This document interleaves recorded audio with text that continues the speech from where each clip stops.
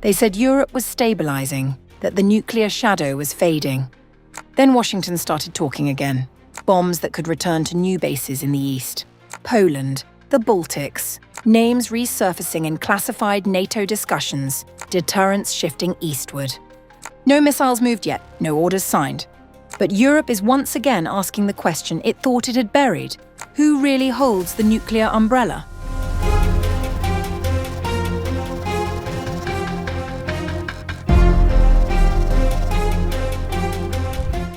The United States is discussing whether to deploy nuclear weapons in additional European NATO states, in a move aimed at reassuring allies amid shifting US defense priorities and growing concerns about gaps in Europe's security guarantees. According to the Financial Times, US officials have signaled openness to expanding nuclear sharing arrangements beyond the 6 current host countries: Belgium, Germany, Italy, the Netherlands, Turkey, and the United Kingdom. The talks are highly confidential and may not lead to any immediate changes, but multiple people briefed on the discussions say the idea is being actively considered within NATO channels. Countries on NATO's eastern flank, particularly those closest to Russia, are reportedly the most interested in hosting US dual-capable aircraft. Baltic states have also expressed interest, reflecting heightened security fears since Russia's invasion of Ukraine. The discussions come as European allies react to broader US defense adjustments, including potential troop reductions and the redistribution of military assets towards other global theaters, raising concerns about Europe's long-term deterrence balance. Under NATO's nuclear sharing framework, a core element of alliance strategy, US nuclear weapons can be stored and secured by American forces in Europe.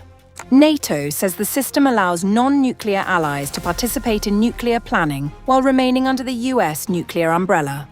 I know some have been questioning that bond, and perhaps even questioning the resolve of this alliance to remain united in the face of an adversary. So let me be crystal clear. Allies' commitment to Article 5 is ironclad. Our resolve and ability to defend every ally is absolute. Were anyone to be foolish as to attack us, the response would be devastating.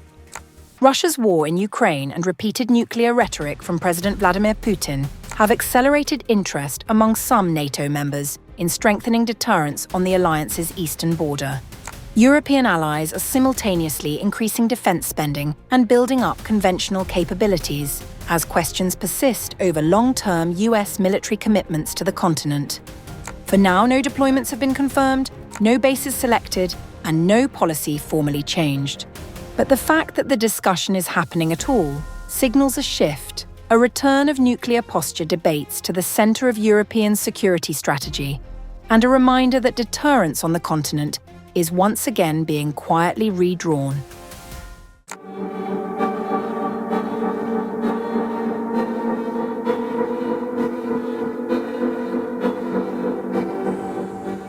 Just after pulling forces out of Germany and halting planned deployments across Europe, US President Donald Trump has now announced that another 5,000 American troops will be sent to Poland. In a Truth Social post on May 21st, Trump linked the decision directly to his relationship with newly elected Polish President Karol Nawrocki and his support for Warsaw's current leadership. Based on the successful election of the now President of Poland, Karol Nawrocki, who I was proud to endorse, and our relationship with him, I am pleased to announce that the United States will be sending an additional 5,000 troops to Poland.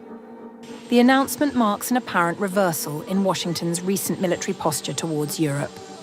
Just 1 week earlier, according to CNN and US defense officials, Defense Secretary Pete Hegseth halted the scheduled deployment of the 2nd Armored Brigade Combat Team, a force expected to rotate through Poland, Romania, and the Baltic states. That cancellation affected roughly 4,700 soldiers, while another 500 troops tied to long-range missile operations in Germany also had their deployments scrapped. According to CNN, the Pentagon's move came amid frustration inside the Trump administration that European allies had not stepped up when America needed them. The tensions escalated further after Trump announced the withdrawal of 5,000 troops from Germany earlier this month, following criticism from German Chancellor Friedrich Merz over the US role in the Iran war.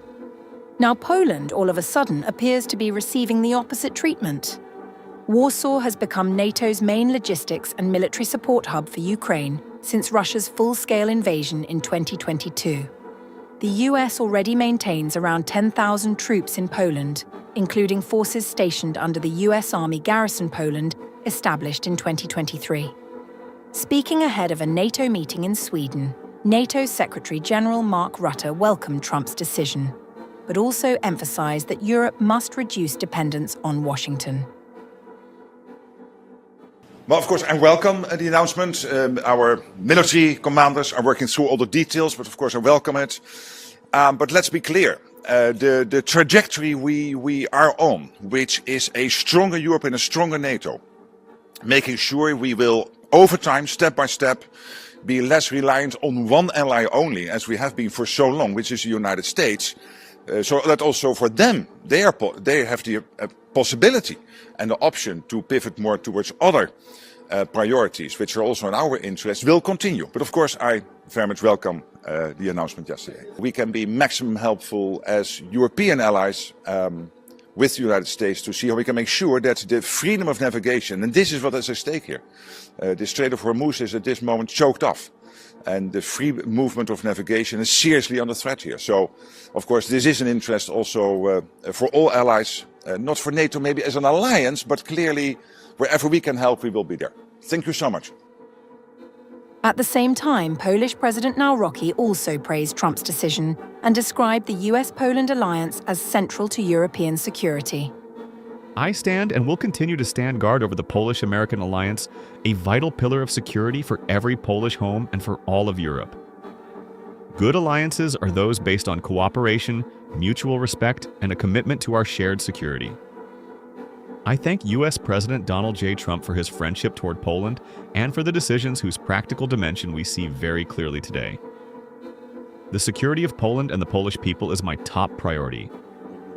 But the abrupt shifts in troop deployments have triggered criticism even from Republicans in Washington.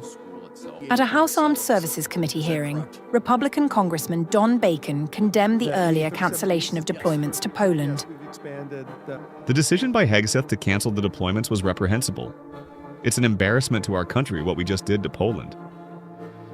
The latest move now raises fresh questions over America's long-term military posture in Europe, and whether US troop deployments under Trump are increasingly being shaped by political loyalty rather than alliance-wide strategy.